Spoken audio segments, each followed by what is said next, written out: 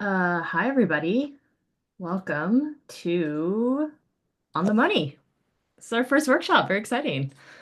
Um, there are a lot of people joining us for the recording. So we are excited to have people here live, and we're excited to be tuning into you from the future. So we will throw up some slides now uh, and get started. For people that have attended, just make sure that you have some like water close by and you're cozy. If you want to take notes, you totally can, but it's not required. We will be sending you a nice, healthy list of resources afterwards. And if you would like to write in the chat, um, what you're hoping to get out of this workshop, we would really love to hear it and answer your questions, hopefully by the end of this. So I just want to start out by giving a land acknowledgement.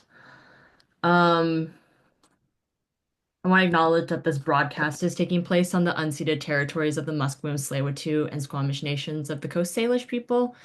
We're grateful to the Indigenous people who have cared for these lands long before any of us called it home, and we hold our hands up to their amazing resistance and resilience, and strength in the face of ongoing dispossession and colonial violence. Uh, we might have some people tuning in from like different places, so feel free to let us know where you're tuning in from. So just to give you an overview of what we're going to be talking about today, or just kind of the structure of the workshop, we're going to do a little bit of an introduction, which is like what I'm doing like right now. And I will let Asher-dee introduce herself, and let her do her thing. I am not an expert in finance and specifically not in debt. So we're so grateful for her to be here to share her amazing knowledge on it. And then we're also going to do a Q&A at the end. So if you have any like questions that are more specific, or you feel like there's something that you wanted to explain a little bit more, you can let us know. Um, just some housekeeping stuff. If you get kicked out for some reason, like your internet goes out or something, you can always just join through the same link that I sent you before. And if you have any questions throughout the workshop, we have a Q&A function. So if you kind of like hover at the bottom of your screen, there's like a little icon with a question mark in it. We'd really love it if you could just pop your questions into that, so that during the workshop it's recorded so that we can look at it at the end. Because when you put it into the chat, then we have like a hard time finding it later on, if that makes any sense. Just a reminder that we can't see or hear you. So if you want to interact with us, like interact with the chat, introduce yourself, let us know why why you're here and what you're hoping to get out of this. But if you're just like cozy and quiet, then that's fine too. And you're also totally allowed to attend anonymously. You can change your name on your little um attendee list here, and that's a totally fine way for you to attend if you're not really wanting to be known. Okay, I think we got all that out of the way. So yes, hi, I'm Amanda. I'm the founder of the Bad Academy. We've been doing finance workshops since the very beginning. I do feel like finance is one of those things that is not necessarily prioritized in education, specifically also for women. And a lot of times, like financial terms and concepts are purposefully confusing. So it's not just you if you're confused by a lot of it. And it's intimidating. And also, like, money is unfortunately the foundation of almost everything that we do, and it's how we live our lives and fund our lives. And it can be really disorienting when it's something that you don't feel like you have a handle on. So this whole series was developed because we were like, we should talk about things that aren't really talked about out loud a lot. Because what you'll hear is like, oh, debt's really like complicated. It depends. And like, although those things are like true sometimes, the basic concepts are easy to understand. And it's something that is important for you to understand if you're trying to understand your own debt or get out of debt or just kind of have a more basic knowledge of finance. So I'm just gonna let Asher-dee kind of take it from here and introduce herself. Thank you. So I'm Asher-dee Lavoie. I pronounce it the English way, but you can pronounce it the French way too, Lavoie. I'm currently working as a consultant at Vancity within our banking operations department, but I started with Vancity back in the mid 2000s, and I was at the call center, and I went through the branches um, and went into branch management and ended up here. So I'm here today because I'm very passionate about not only helping people avoid or overcome debt, but really opening up the dialogue around debt, which, can be so uncomfortable. We didn't grow up, all of us, being educated by, whoever surrounded us or by the school system or anything like that. And so over time, there's just been some real discomfort around these conversations. And through the people that I've been able to speak to through my career at Vancity, I've just found that it's really important to open up that dialogue. So I became so passionate about it because of my own story. Like we didn't talk about debt at home. I didn't sit down and watch my parents pull out, credit card bills and look at statements and explain any of those things to me. And if anybody did, that's amazing. I haven't heard a lot of those stories. And my parents were amazing. They were great, but they were very different. Mom was a saver and dad was a spender. He would prefer to watch his kids eat an ice cream cone or, help his family out with their own debt, than to, maybe make a payment on time or just even be aware of what was happening. So the examples we grow up around really frame us. And then we essentially have to educate ourselves. And it's usually not until something happens that we realize that we have to start educating ourselves. So for me, it was straight out of high school. I was going to further my education. I got a student loan. Along with that student loan, two different credit cards from different financial institutions just showed up in the mail. I didn't have a job yet. There's expenses. I'm living out of my home for the very first time. There's fun things that I want to buy.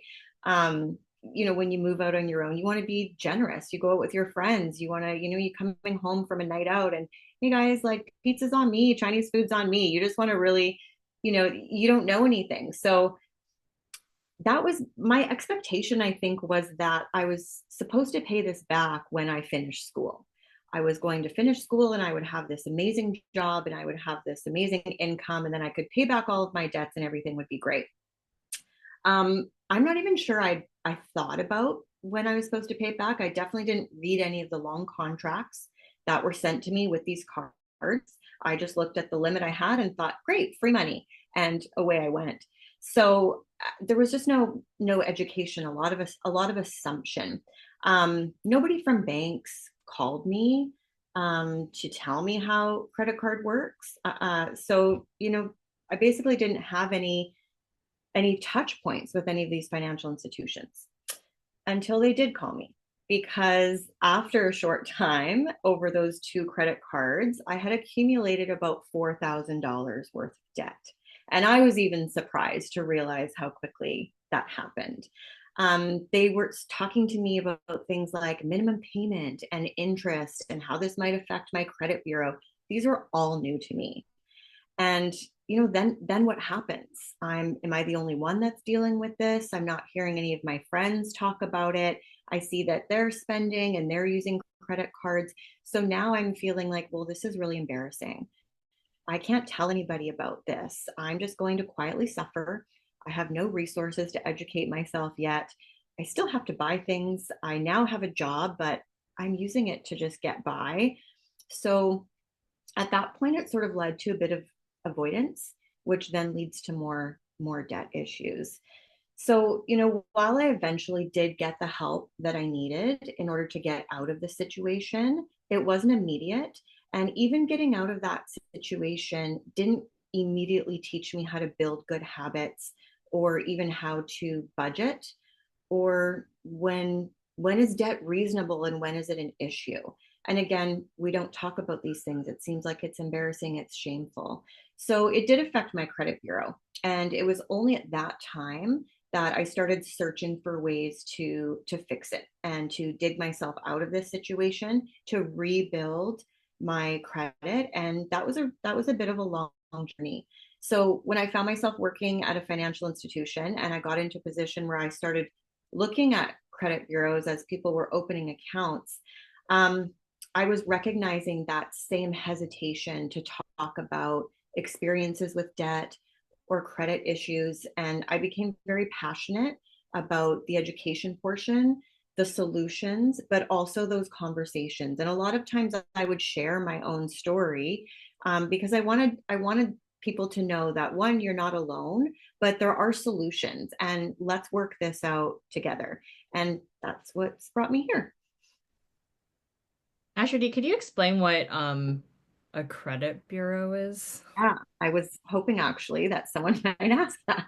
I And, don't I don't know what that is. don't want to get into like too deep into it, but for example, when someone is coming to open an account, we take information like first name, last name, date of birth, address, pop this into a system, and what that does is it provides us with a report on somebody's credit history. So anytime you've ever had a credit card, anytime you've borrowed, whether it's a credit card, a loan, a line of credit, a mortgage, a car loan, it's reported to the centralized location that keeps track of this.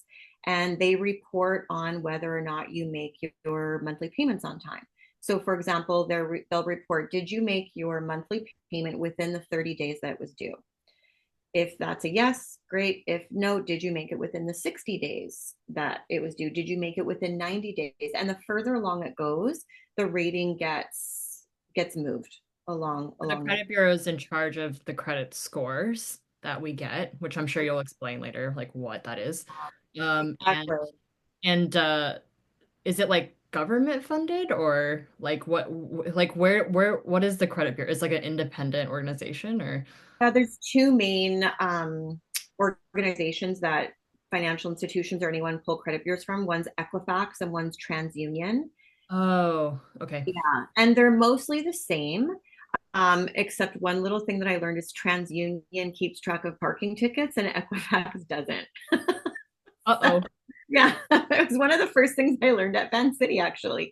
But most of the time, they do keep track of the same information, Hmm. and and the scores will be quite similar. And based on your score, it determines, if you're opening an account somewhere, it determines will your funds be held. So if you go there to deposit a check, is the bank going to let you access all of that money right away? Because essentially they're lending it to you until they get the money from that check. Or are they going to make you wait 3 days, before they release it to you? They're going to make sure that they have that money before they let you access any of it. So they're organizations that are independent businesses that provide ratings for citizens of whatever country you're in, so that the banks can understand like what your credit standing is, like or I guess institutions that are going to lend you money know like what your standing is. Is that correct? Yeah, just what your history looks like. It also shows anytime you've tried to access credit. Mm. So, if on the sort of negative side of things, if you were in a situation and you were in debt and you were looking to get more and more credit cards and more loans, it would show that maybe you wouldn't have a understanding or responsible outlook towards debt. If you weren't looking to fix it, you were just looking to borrow more. Yeah. And so it would show that behavior as well.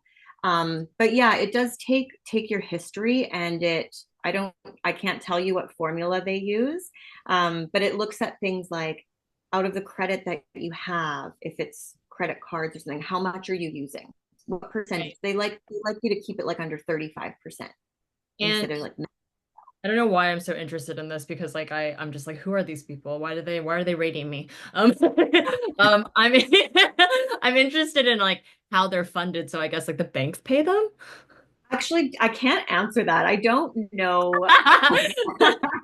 I'm not an expert on Equifax or TransUnion or those organizations. I'm sure it's something I could look up and access that information. And perhaps I can even throw that in like the resources Yeah, afterwards. that's fine. I mean, like it's a weird question. I Yeah, admit. no, I think it's great though to be like, who are these people? And what Yeah, you have to give your consent. I will say that before any bank accesses that information, you do have to consent to them accessing that information. So it can't be done with them without them asking you. And if you say no, it just might mean that they can't proceed with whatever it is you're trying to do. But you do have to give that consent for them to access that. okay. Well, maybe our Vancity helper, who's currently driving the slides right now, could do a little like Googling right now and let us know. I just want to know how these institutions are funded. And we'll talk more about the scores and everything. There's a question right now about scores, so we'll talk a little bit more about that. Sorry, Ashley, I totally just No, like that's took okay. you on a huge tangent there. Continue. Yeah. No, that's totally fine. So I mean, let's just go to the next slide, maybe. And I think we were just wanting to kind of know from our attendees what they were hoping to gain from this session. And if someone has already popped a question into the chat, that's or into the question box, that's great, because it sounds like they already have a question around scores. Yeah, just like, I mean, we have questions about like what it is and like how do you get it and like what does it mean and what makes it go up and down. And I'm sure you're going to Yeah, talk about that. I love talking about that because there's so much misinformation out there around credit bureaus and what affects it and what doesn't affect it. And I think it creates this fear around how we access credit or look for credit. So I think it's really great to chat about that. Totally.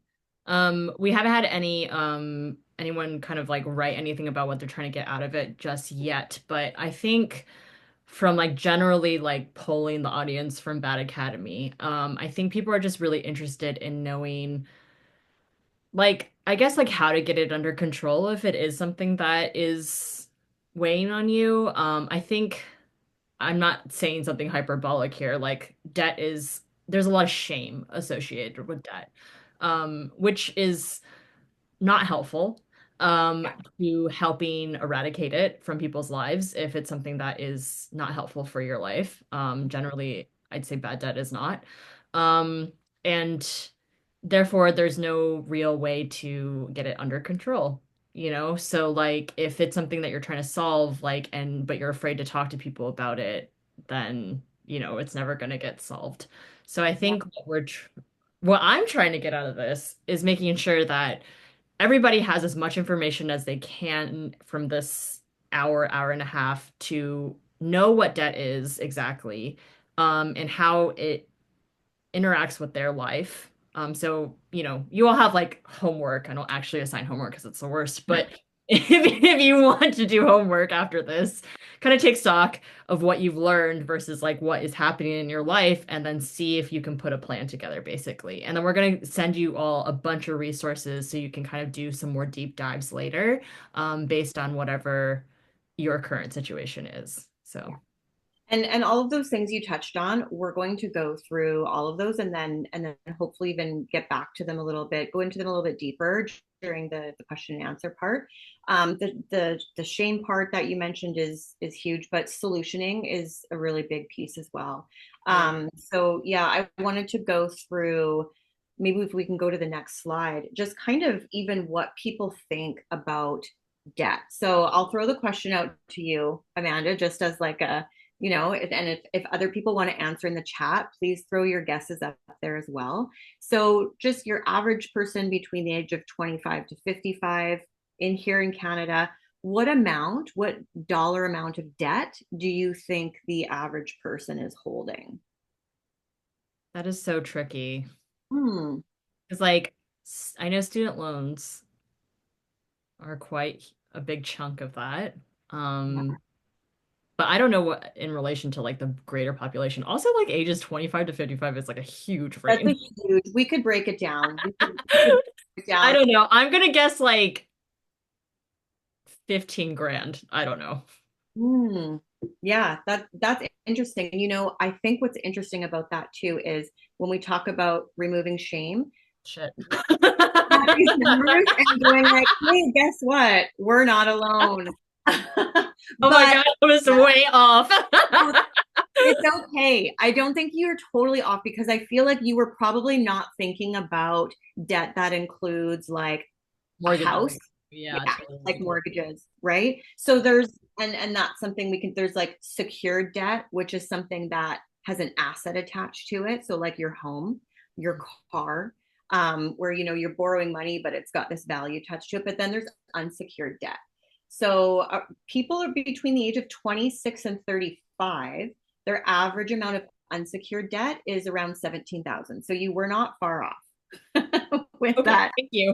Thank you for making me feel a little bit better. Yes. What's interesting about that though is that the older we go, like 36 to 45, so here if it's secured, there's a home attached, it's around 1,000. If there's nothing attached, it goes up to closer to 27,000 at that point. Okay. But we see people borrowing more, using more lines of credit, using more credit cards. 46 to 55, it goes up even higher. Now we're looking at 33,000, Okay.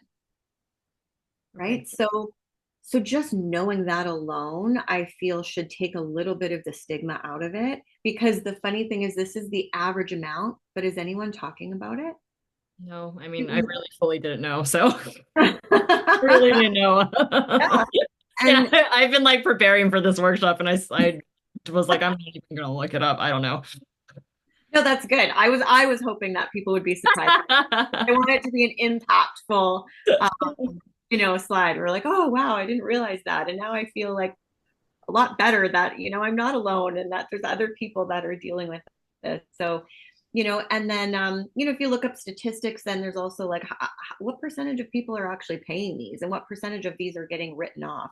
Really? So I had a friend recently, she's here from the UK, and she's looking around, she's like, wow, people in Canada really have money, like especially people in Vancouver. I look around and I see everyone has money. No, they don't. They have things and they have a lot of debt. Oh my God, I know. I see people driving around these giant trucks, and I'm always like, wow, their business must be doing so well. And then, like, I think about it, I'm like, or it's a lease. Exactly, and that I think perpetuates this whole, Hmm. this habit of, well, if I buy this, then I'll look this way, and it's not just Canada where this happens. This is worldwide. So this is why it's really good for us to, if we are in this situation, to find out ways to get out of it. But if we're not yet in this situation, ways to avoid it. So I think the statistics are really good because again, it takes that the stress and anxiety can still, happen. So even though debt is normal, stress and anxiety shouldn't be normal. But unfortunately, people with debt are more likely to face common mental health issues, such as like they've mentioned prolonged stress, depression, anxiety, and it can really affect your physical well-being too. So this is especially true if that stigma of debt is what keeps anybody from asking for help. Right. So yeah, so I think we're really here to tackle a few of those things. And I know you, from talking to you, are very passionate about removing that shame aspect from debt as well. So yeah, I think we can keep that as a highlight of any of the conversations that we're having today.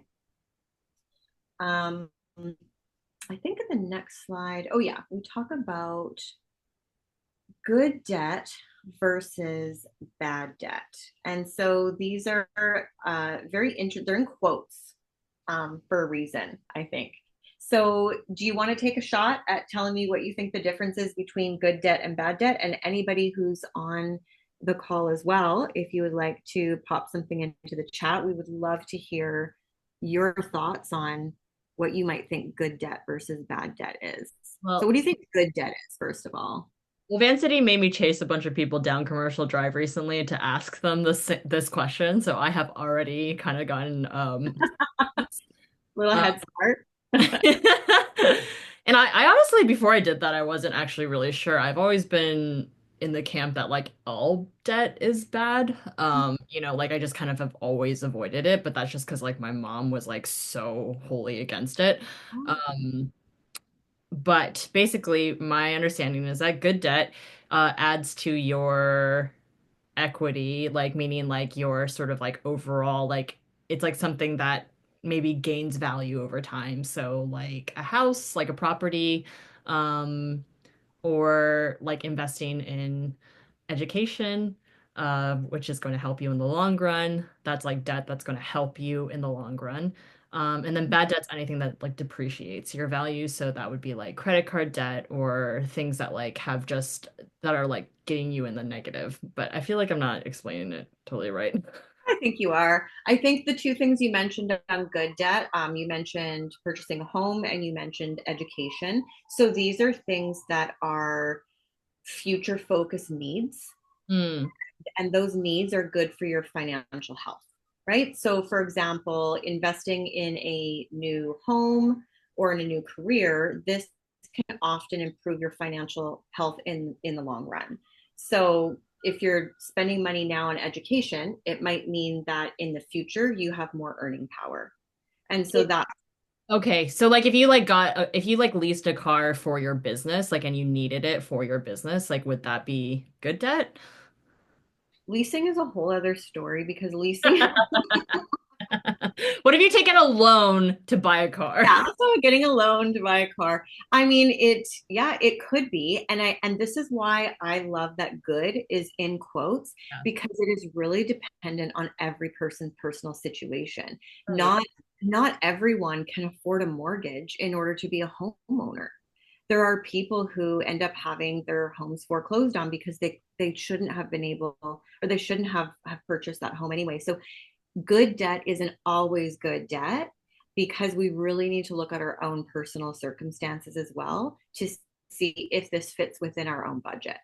I think just it's got that title of good debt because it's future focused, and also there's an asset attached to it.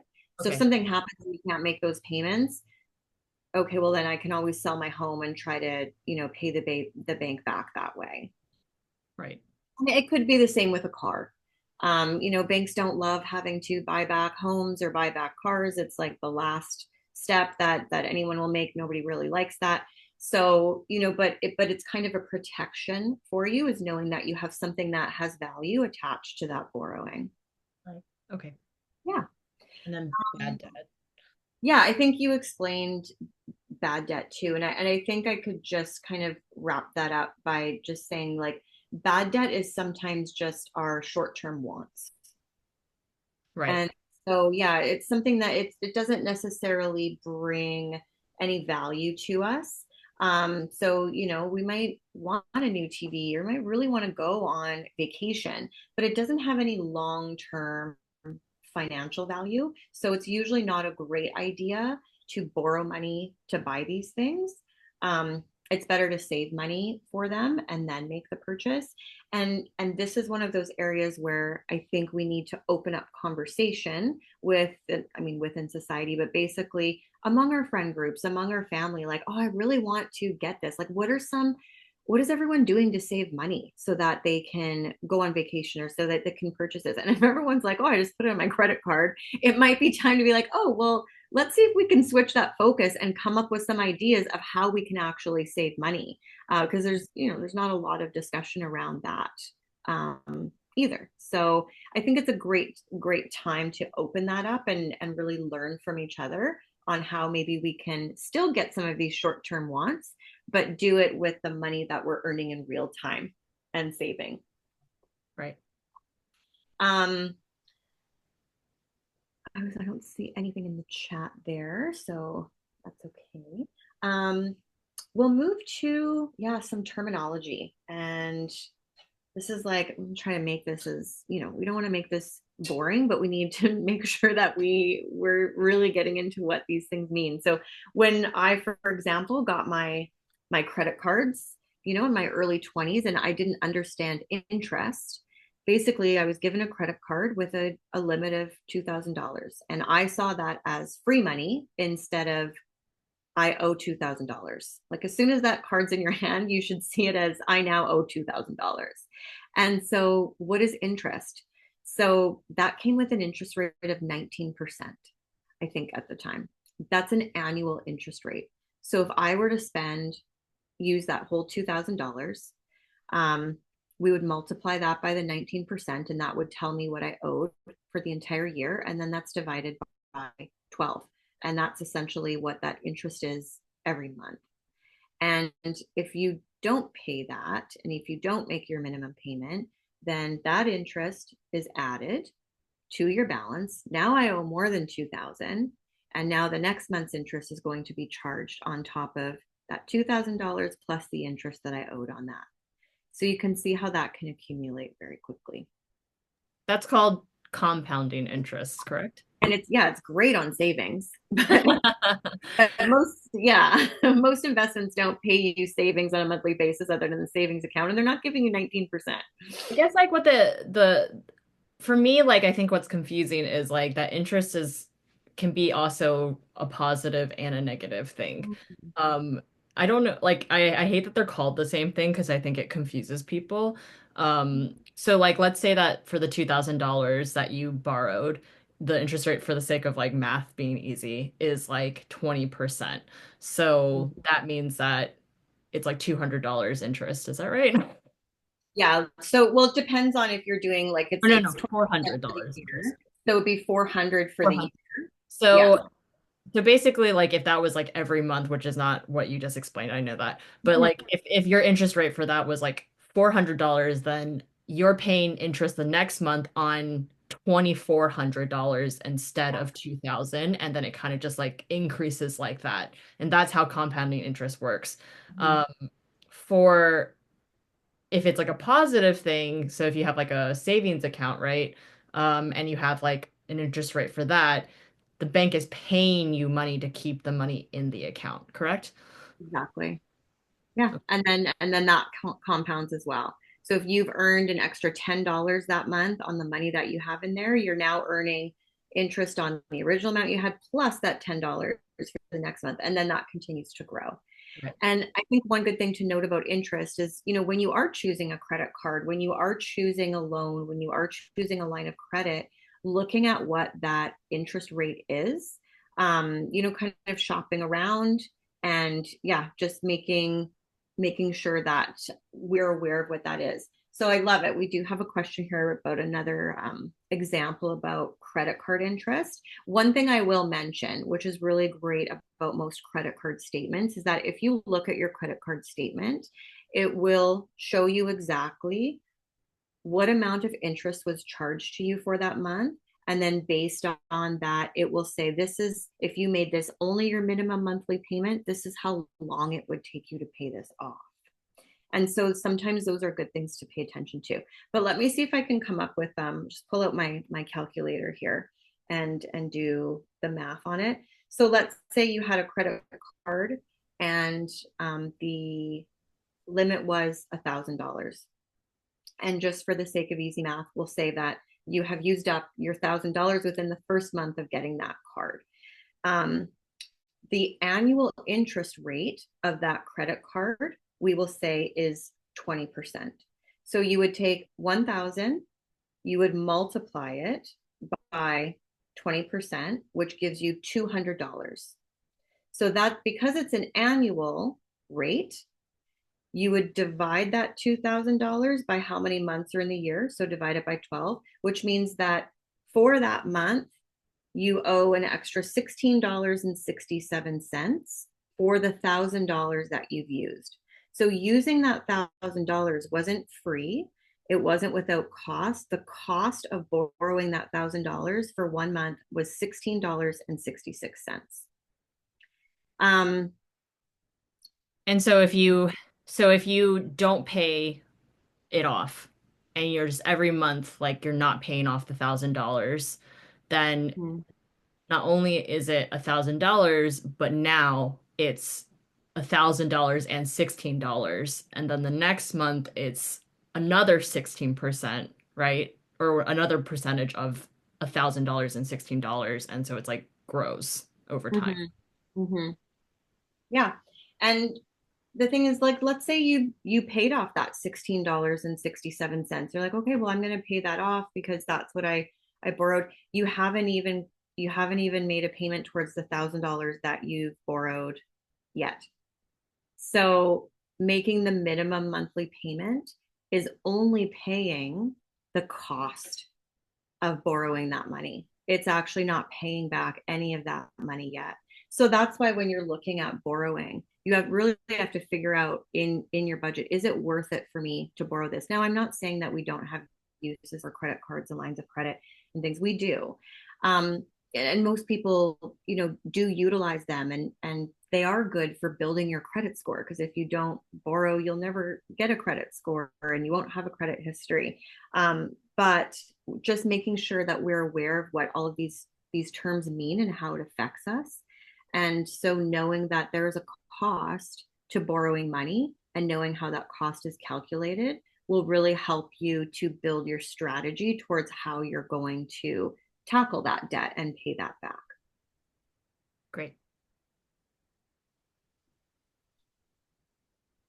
I hope that helped answer. If there's any more questions from anybody And on yeah, we could maybe break it down more later on, but let's get through these terms that. first. Yeah. Principal, I think that's that $1,000, right? So that's a credit card. But let's say it's a loan. You borrow $5,000. You have to pay back the $5,000, but then you have to also pay the interest that's accumulated on that 5,000. And if we're talking about interest when it comes to a loan, if you're saying that you want to pay that interest back over 5 years, then whatever that annual rate is will be multiplied by the 5 years that you're paying it back. So anytime you do get a loan, it is listed there, but you should be asking, what is the cost to me of borrowing this over the 5 years? What is the total interest that I'm going to pay? And it's the same with a mortgage. You buy a house and you think you're paying, $600,000 for a home, and by the end of the 25 years that you've used to pay it off, it may have easily doubled. So really looking at what the cost is when you're making all of these decisions is very important. And you should always, we're not responsible to always know that for ourselves, but we are responsible to ask those questions to the people who do know, and even to have them, like, write it out for me. Like, I've sat in my office and done little charts and everything just to explain what that looks like. So a line of credit, this is usually something, some people refer to it as overdraft as well, if it's attached to like your checking account. It's also called a line of credit. So it could be attached to one of your checking accounts. It could be separate from your checking account. It's essentially allows you to go below if it's in your checking account, below zero, up to whatever the approval rate is. So let's say you have, $5,000 line of credit. You can go below zero in your checking account up to $5,000, but again, it will come with a cost. You can have a line of credit separate from your checking account, but you access it just like you would cash. You can take money from the ATM, you can make bill payments out of it. You can write checks against it sometimes, but there's a cost of doing that. Typically, a line of credit has a lower interest rate than a credit card. And so that's a little bit different. And most of the time people like to utilize it as an attachment to their checking account in case a payment comes through and their paycheck hadn't come in yet, or if they're using it for if there's an emergency purpose and you don't want to have to go make an application during that emergency. You just want to have it there for you.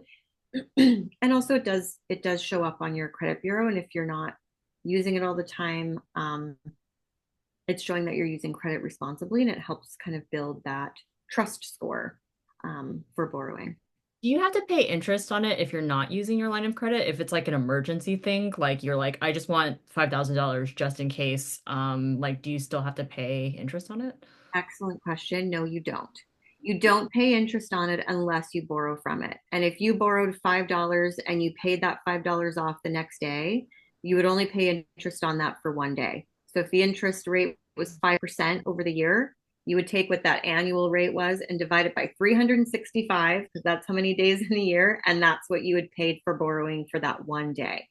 And Oh, it's the same with credit cards. It's always broken down to a per day usage. So if you're making payments along the way, at the end of each day, that that interest rate is calculated and then kind of added up as a monthly payment. I see. So the quicker you pay it off, the less you'll pay in interest. That's a great question, though. It's so interesting because I feel like there's some people that there's like a myth that like if you pay off your credit card too soon, it like affects your credit score negatively. I feel like you're gonna talk about this later. I just like I shouldn't. No, I think it's good to talk about right now. One thing I would always tell people is because, I do meet people, like it sounds like you might be one of them a little bit, who, if you were going to get a credit card, you get it. And if you went and got a coffee, you'd like pay that coffee off like same day. So, I do use it like a checking yeah, it's a debit card. and you know what? That's great. All the power to you. The only thing I usually tell people is when you get a credit card or you get something, because you want it to report to your bureau. And I don't know if this is an official thing or if it's just a me thing, but it's what I've noticed. You have to actually be owing something for 1 month so that it reports to the bureau, or else it won't show up on your bureau. I've seen people who are like, Oh, I've I had this see. credit card for 2 years. How come it's not showing up on my credit bureau? Because you paid it off pretty much every day without having like one. So I'll tell people, go get a cup of coffee, get your credit card statement, let it come in to show that you owe that $7 for a cup of coffee these days, and then pay it off. It's now reporting to your bureau, and now go ahead and pay it off every single day if you want. But at least it will now show that you have this. It's very complicated, and this is why I'm not an expert on credit bureaus, and it would be great to maybe have a panelist from Equifax or TransUnion in one of these one day. We've invited them to some of our sessions at Vancity before for our staff, and they know quite a bit more about this than we do. But these are just the few little tips that we've gained along the way. Got it, got it. Yeah.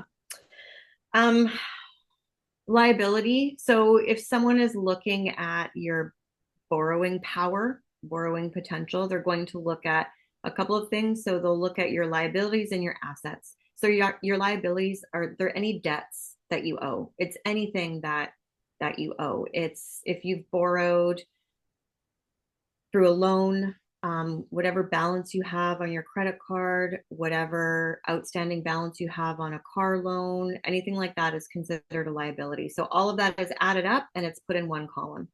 And then your assets are all of the things that you own. So liability you owe, assets you own.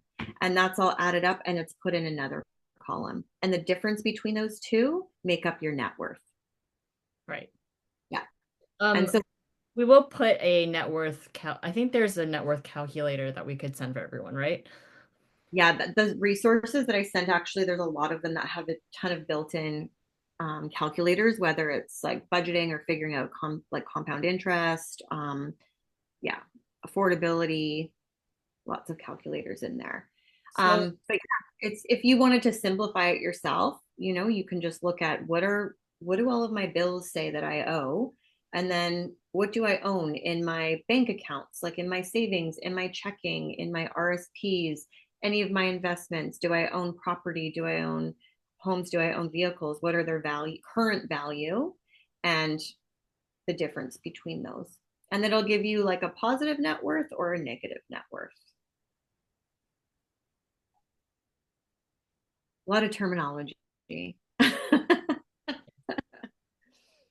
um, and that brings us back to the mentality around debt, and just we sort of already touched on it, but just that many people feel very stigmatized by debt. It can often keep them from dealing with the situation head on, but then ignoring it doesn't make it go away. I played that avoidance game for a little bit when I had those two credit card debts, because I just didn't know what to do. And I just felt like nobody around me was dealing with the same thing.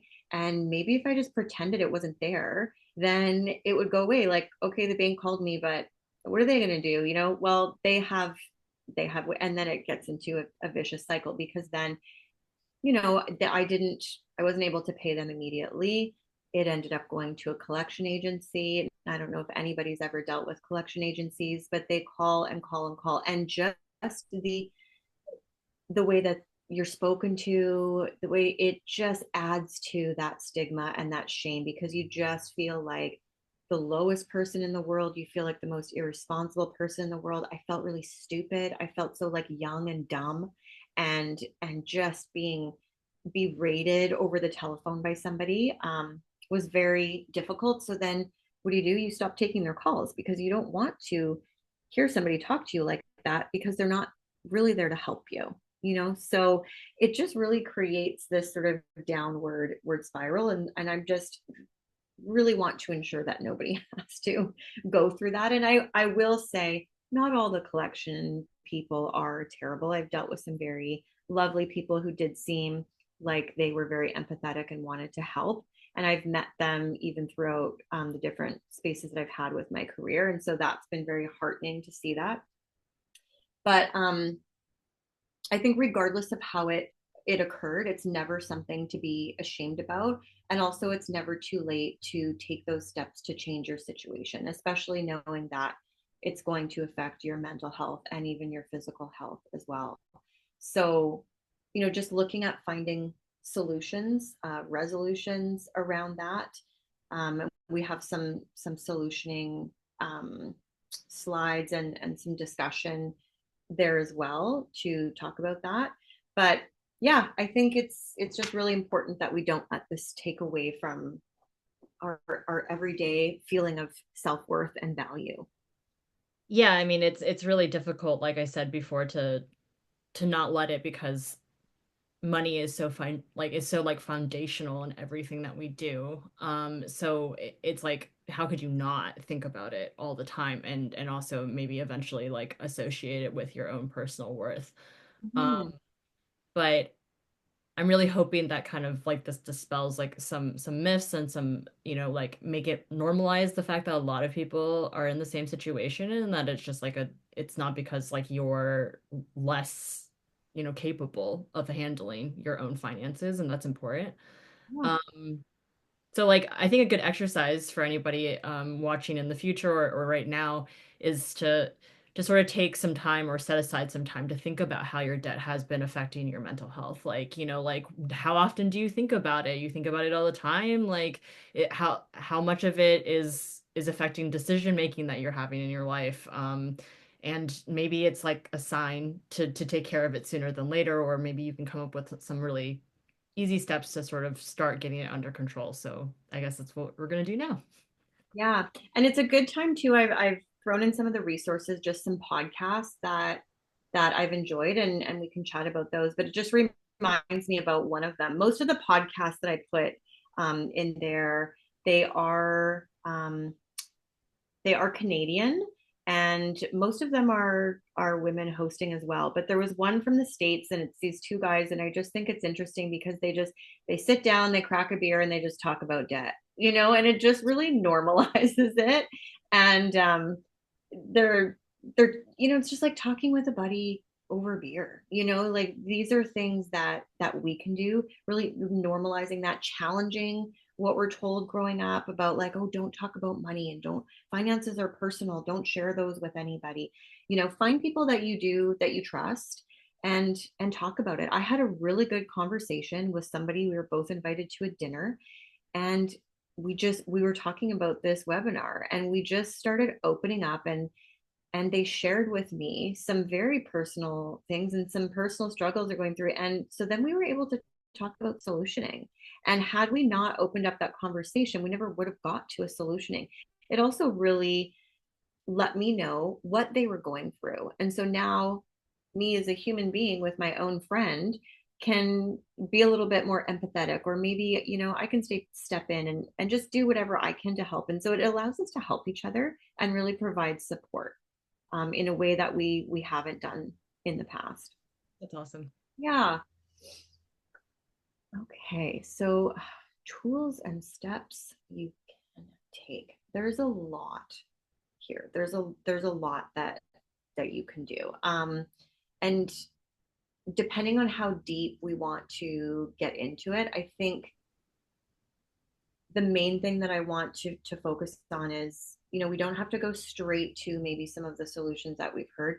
for one, it should never cost you money to figure out your debt solutions. So if you feel like you need some help and you do a quick Google search and you see all of these things come up with all of these promises, if it's too good to be true, it's not going to be true. And if they're asking for any money up front to help you, it is also not anywhere where you should be getting advice. So just make sure to be cautious about any of those things you're looking up. I just like to put that warning out there because we're just in an environment in a time in life where there's so many people, scammers and things like that. So we just want to be cautious when we're looking for solutions and go to the people that we can trust and the ones who aren't charging us anything for it in the most part. Sometimes there's a cost, but most times there isn't.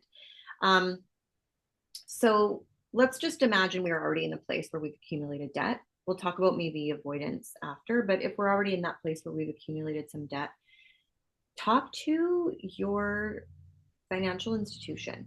So if you have your credit card with them, if it's a loan, if it's a line of credit, and you're just feeling like you're not able to get out of this, or you're just making your minimum monthly payments, go and say that and just say, I'm looking for a solution, because they are there to help you find solutions. They will talk to you about your options.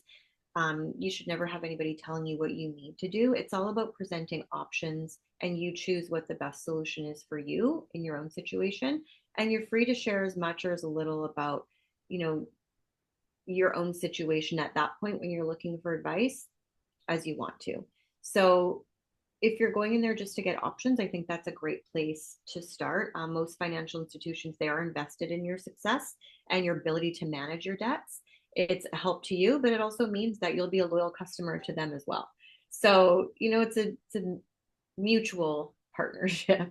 Um, the thing is, they can't always solve it for you. So they might be able to negotiate a payment that works for you and that won't impact your credit rating. But creditors can also decide to not negotiate new terms for you. There's nothing that says that they have to do that. And sometimes when new terms are negotiated, it might last longer. There might be a higher cost to you in the end, but if it reduces your monthly payment and you're able to manage it, then sometimes that is the solution. Other people might be like, no, I want this done in like a year, so I'm willing to up my monthly payment. And that might be the solution that's best for them. And so everybody has to figure out what works in their individual situation. One of the things that financial institutions do offer is a consolidation loan. That's when they will, could have put it into the terminology, but I thought I'd speak about it here.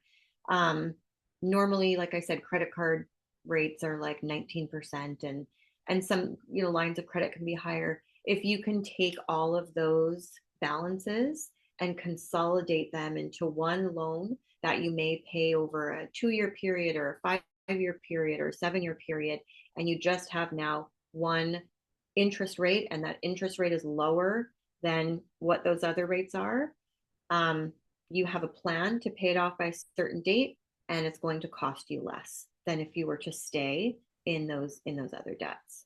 Does consolidating debt like affect your credit score? If you're doing it through your financial institution, it doesn't, because what it will show is it will show that those other credit cards or whatever it might be have been paid off. The balances are now at zero. You still have the same amount of debt, but it's now in one place. And now you have the ability to start showing that you're making regular monthly payments and keeping on time with those. So it actually starts to build your credit. So Oh, it doesn't negatively impact, but it can really help to build your credit. is there like a threshold for like when you would want to consider consolidating your debt? Hmm, that's a great question. I wouldn't say there's a dollar threshold. I Right, would, because everybody has, you know, different income that they can manage. I would say when it becomes unmanageable. right, So when you're realizing that, oh, I'm kind of just making my minimum payments on my credit card and I'm not able to chip away at the balance. right. Oh, I've realized like I just used my credit card to buy all of my groceries, you know, this month, and I haven't been able to pay it off, because now you're starting to use it for daily expenses. I And see. so, yeah, so at that point, it's a good idea to start talking about it. There's things you have to give up though, because let's say there's a consolidation. the financial institution might say, okay, well, we want you to close all of those off now, All right. right? So yeah, so now all you have is this loan.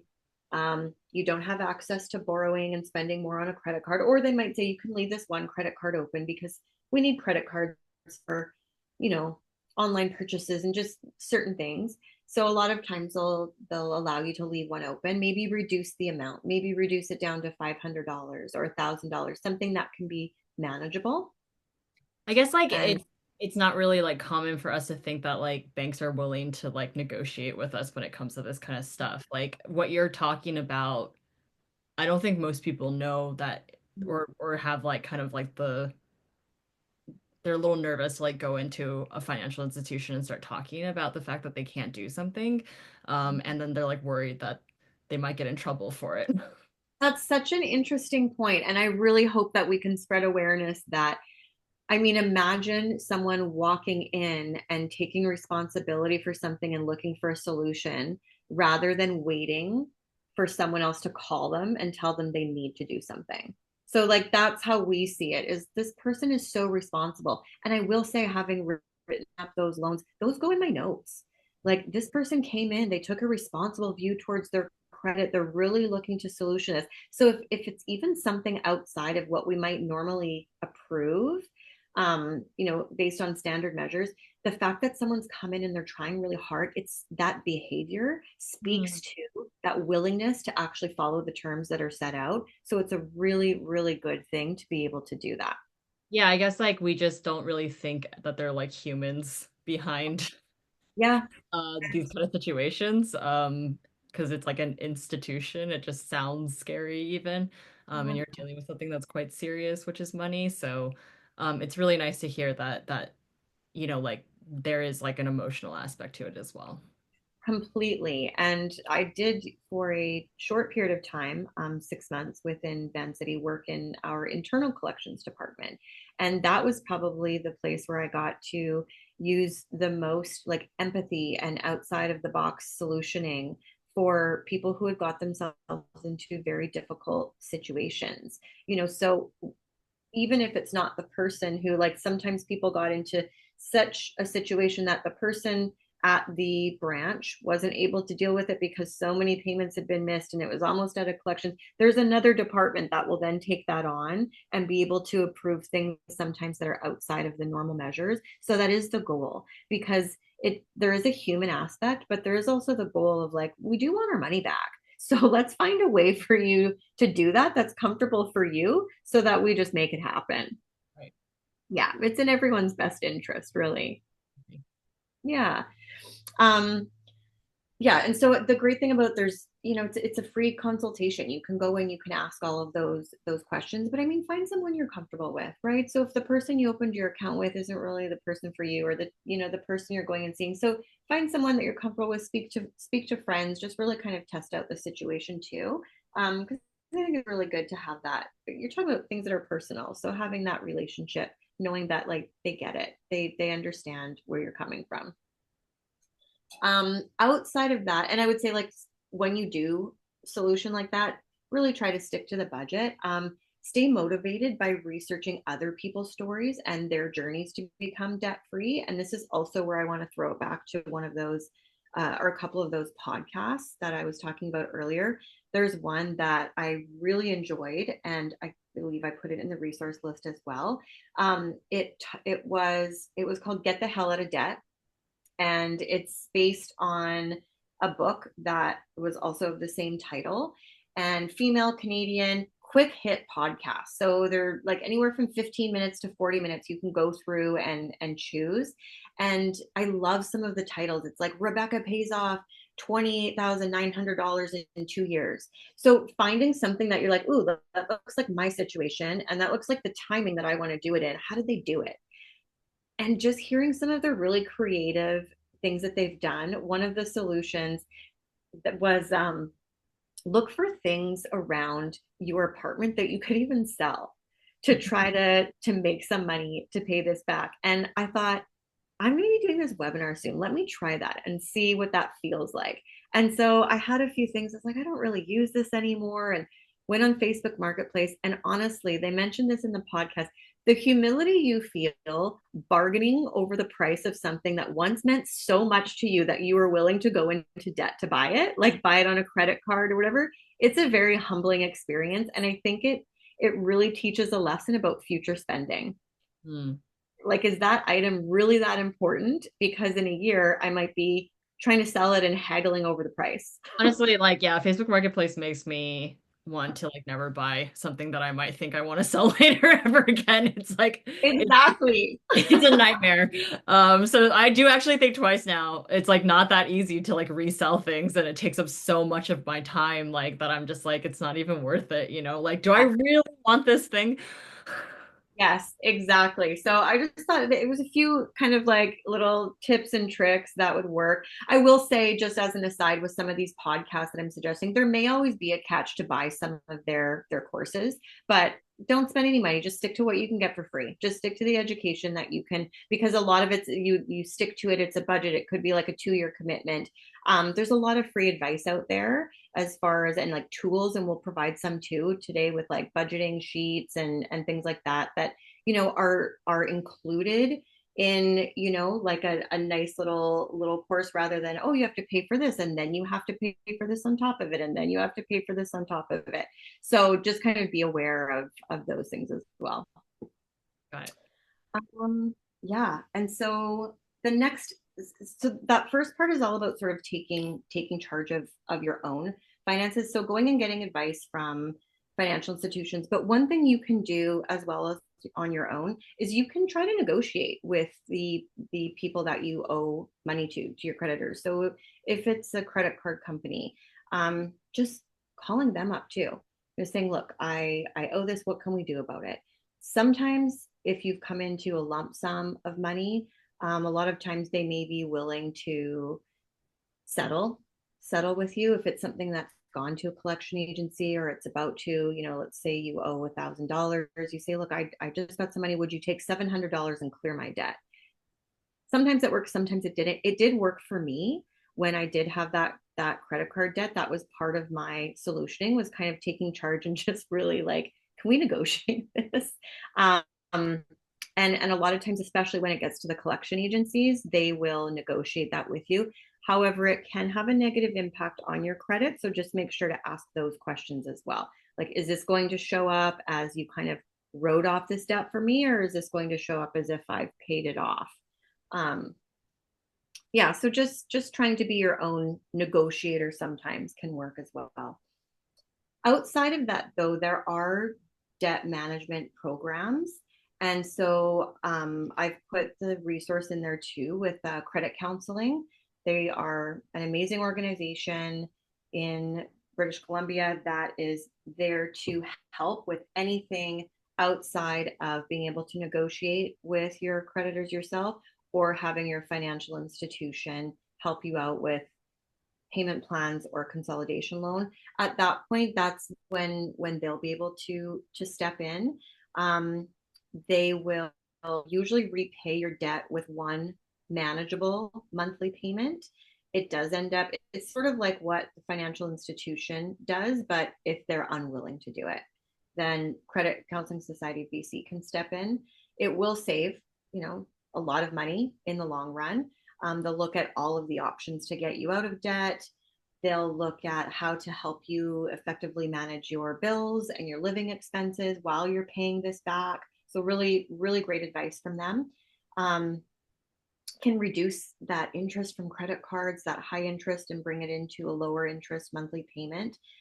Stop those collection calls if you are getting them. I mean, that's huge impact on mental well-being.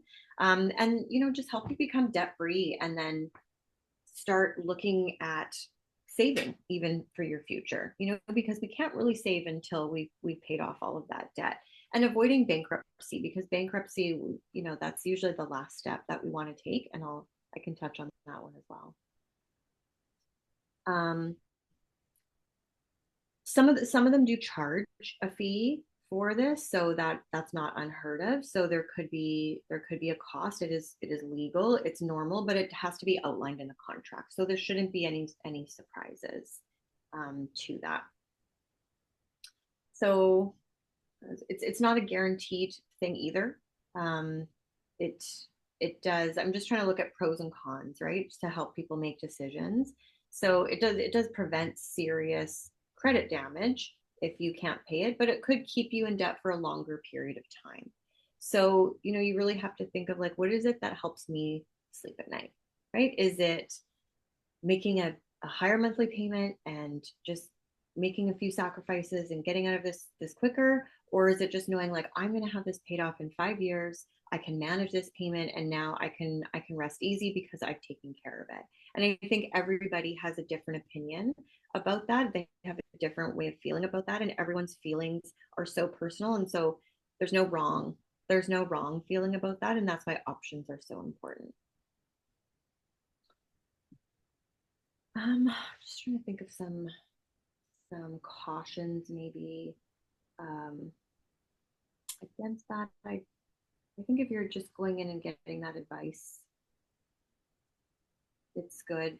I don't have you would want to ask them, what can you pay off? What can't you pay off? They'll be able to provide all. I don't know the ins and outs of that because I've never had experience on that side of things. But like if I own a car and I'm do I have to give up my car? Do I have to give up my home? In most cases, those things are protected, so it's not a concern. But good to go in with all of those questions to ask. So if someone is curious about how they can, I guess, like, so what you're saying is that it's like very personal, like to the person's situation of like how you should go about paying off your debt and what your goals are exactly. Um so we can't really like give people like actionable steps because we don't know everybody's situation. But like how do you even start to like think about how to like tackle your situation? Like is it that the thing that has like the most interest should be paid off first? Like are there like any kind of like tips that you have for maybe determining what your situation is? So that's that thing that what lets me sleep at night, right? Because there was this she was famous for years, I think 20 years ago, Suze Orman, and she would do these shows. I don't know if anyone's heard of her. It's like back in the 90s, I think. And she would always say, you have to pay off your debt first, and you start with the one that has the highest interest first, and that's the most responsible way of doing things. And that's just kind of what we learned. But there's different situations. Like let's say you borrowed money from a family member and they're not charging you any interest, but is there a relationship attached to paying that back? Is that a little more precious than the credit card debt that has 24% interest rate?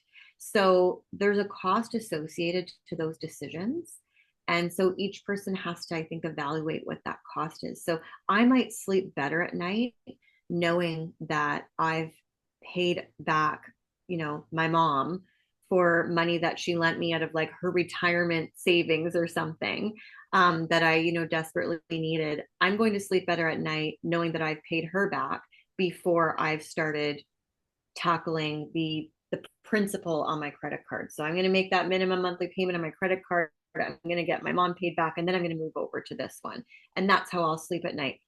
There might be another situation where mom's like, nope, don't worry about it. I really want you to solve this. I don't need this. It's fine. Tackle the ones that are costing you the most money. And that's how I sleep better at night, knowing that I will be out of debt um, quicker, but I won't have paid as much because I'm tackling the ones with the highest interest rate first. So that's usually the best way to go, is by tackling the debts that have the highest interest rate. If I had three credit cards and they're 30%, 25%, and 20%, I'm going to put more on that credit card that has 30%. I want that one paid off first, Because it's right? costing you more money to have that debt. It's costing me more money to have it. Yeah. Yeah. Yeah. I guess like what maybe you're trying to drive home here is that like there is not a right answer. Yeah. Um, Yeah. and I don't know. I don't know if that's like a bummer for people that are watching. But it's more like I hope this makes you feel empowered to make the decision that's best for you. I know that like you're in this mess because of yourself, so like a lot of times you're like, I don't know if I trust myself. But I do think that Asher-dee makes a really great point. If it's something that is going to like help you personally, and it's something that you're like making a personal choice about the way that you're going to pay this off, or what you're going to pay off first, that's all that matters is that you feel better about it, because that's in the long run going to benefit you. And there isn't really a right answer. Like if you feel like you want to pay off this one person, like this one credit card over the other because you like have like an emotional attachment to something, like then do that, because that's your own choice. Yeah, exactly. And I would say, like, just from the, when I was in a position as a manager at the branch, and the feedback that I would get from some of our members who came in, and a lot of them were women who were dealing with like a male advisor, just saying, I appreciated so much. I've sat in front of, you know, men in society for too long who are telling me what I should do. And the fact that this young man gave me my options and let me decide what was best for me is what felt most empowering. And so that's the place that it's coming from, is make sure you know what your options are and what the cost will be to each one of them, but then you get to make that decision for yourself of what's going to work best for your situation. So you should always know what those options are, and I'm happy to explore some of those options too if we have any specific examples in the question and answer. Like, I'd love to explore those and provide some solutions and options. But yeah, it's really up to each individual to figure that out. Yeah. Okay, so I'm just gonna kick it off. We have a lot of people joining us after, like not live, but so I don't think we'll have a ton of questions, but people that are still here, please ask us questions. I want to know more about credit scores just Okay. because I think that it is like this like ethereal like weird thing that like is looming over all of us, and we're like, is it good? Is it bad? Um, I don't know, like do you know like why they exist? Do I know why they exist? I mean, other than going on Wikipedia and trying to, I mean, like, I guess like the reason they exist is so that people can get like so that you can like build your wealth like in people. It's like a trust metric, right? yeah, it tracks behaviors towards request of and repayment of credit. Hmm. And there's a piece of it that's also kind of used for, like, identifying who somebody is and making sure that the person in front of you is the person in front of you. We've got ID and we have this as well because there's a history attached to it. I mean, like um when you go get an apartment now, people check your credit score. So like basically it's a way for people to know like if you're a trustworthy person, like with your money, basically. yeah, do you honor your commitment to any contract that you've entered into? Right. And that's essentially what it's measuring. um And so like people seem very concerned with whether or not something affects it positively or negatively. Um, and maybe you can speak a little bit more to like why that matters or doesn't really matter. Like, I guess like sometimes people freak out because if like it goes down and then you're just like, why did it go down? Like, and that's like, and then, you're always like being told like, oh, you gotta build your credit, you need to build your credit. And like, I don't know if people really like understand like why exactly. Yeah. Building your credit, I would say the why behind it is just so that you're in a good position to borrow when you want to do good borrowing. So Mhm. when you decide that it's a good time for you to purchase a home, and you have the ability to show that you have the income to be able to make those monthly payments, you also have to show that you have a good history of making payments that you've committed to make in the past. And so if you don't have any credit history, it's very difficult for any financial institution to say, oh, this person's going to honor their commitment, because they haven't shown to anybody in the past that they've been able to do that. So it's really just about that history of of behaviors that can be measured and then pulled into a score. Um, I guess like it's also about like options. Like you don't know what's going to happen in your life like in the future. Like you might want to purchase a home eventually, or you might be wanting to lease like, get a loan to get a car or get an apartment or any of those kind of things. a job sometimes you may Job have. sometimes. So it's just like important that you do have that is something that you're Mhm. understanding of what your credit score is and like whether or not something is affecting it, correct? Yeah, How do you exactly. check your credit score? So you can go, you can usually, you can purchase it if you want to do a quick hit. You can go to Equifax, you pay an amount online, and you look at your credit score. You can also get it for free by like mailing in a request, providing photocopies of IDs, whatever they ask you for to get a free copy of your credit score. It will usually be similar to the one that financial institutions pull, but there are sometimes differences as well. And I don't understand I don't fully understand the difference between a score that's provided to me as an individual and a score that's provided to my financial institution about me, but sometimes it can vary. Um, it doesn't vary by too much though. Um, yeah, so you can always check your own credit score. I used to ask people when they came in, like, hey, have you ever checked your own credit score? What is it that you know? Because unfortunately, most financial institutions pay Equifax or TransUnion to access this report. And so we're not allowed to share it with the person sitting in front of us, even though it's information about them. So Oh, you really do have to pull your own credit report to be able to yeah. see what that credit score is. So we'll definitely send you guys links of how to check your score. People are asking. Yeah, Um, for I've never paid to check mine. I just you can get it for free. Asher, have you heard of like it affecting your credit score if you do check your credit score? not when you check your own. The only Okay. time it affects your credit score is when you're applying for some type of credit. Okay. And Okay. we have to also understand, and this is where people get false information sometimes, is there is an expectation from credit reporting agencies like Equifax and TransUnion. I think there's a third one, but those are the main two, that it is normal to have some applications throughout the year. There are people who are looking for mortgages, so they may be checking at different financial institutions to see where they can qualify.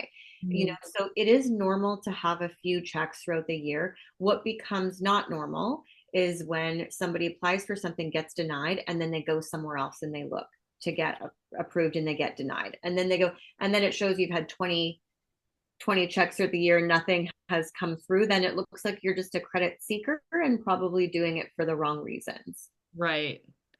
Do you know when your credit score starts to build? Like someone's asking about Mhm. how you build good credit for a kid. And like I'm just like I mean I'm curious about that too. Like when does it even start? Yeah. So it starts when you're of legal age to borrow.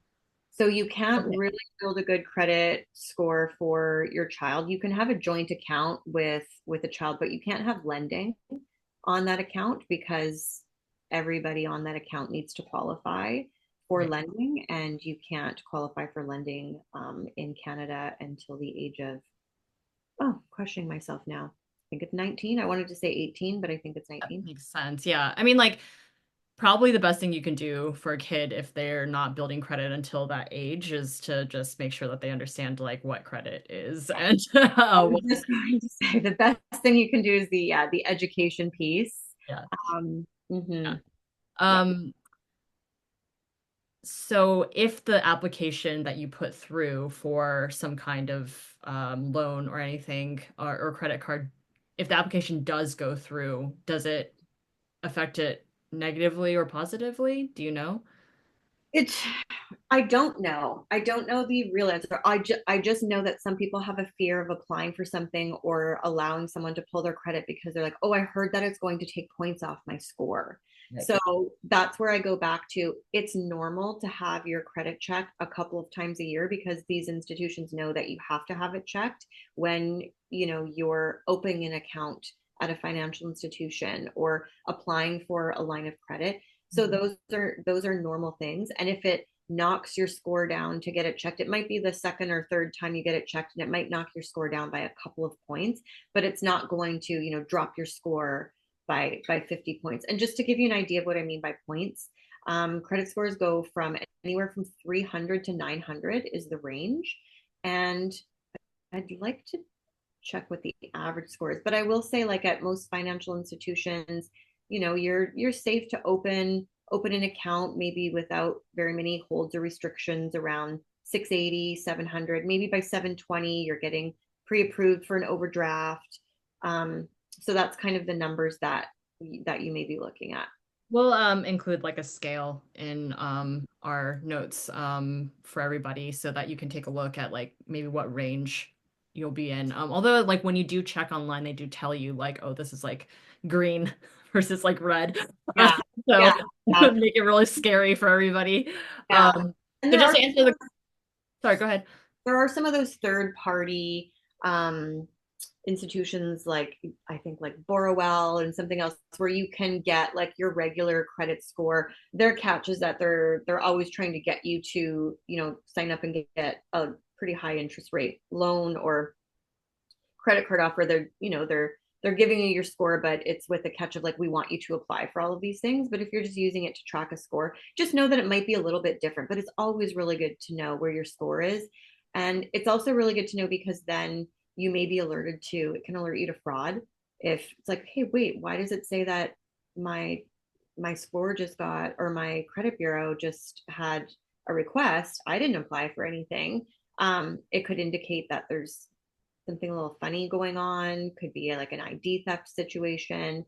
And those notes can be attached to your credit bureau as well if you've ever been a victim of ID fraud.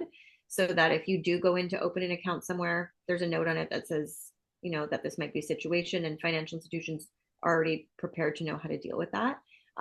So they provide a lot of safety and security for us as individuals as well by monitoring what Right. comes through those applications. Yeah, there was like a big security breach last year in the US.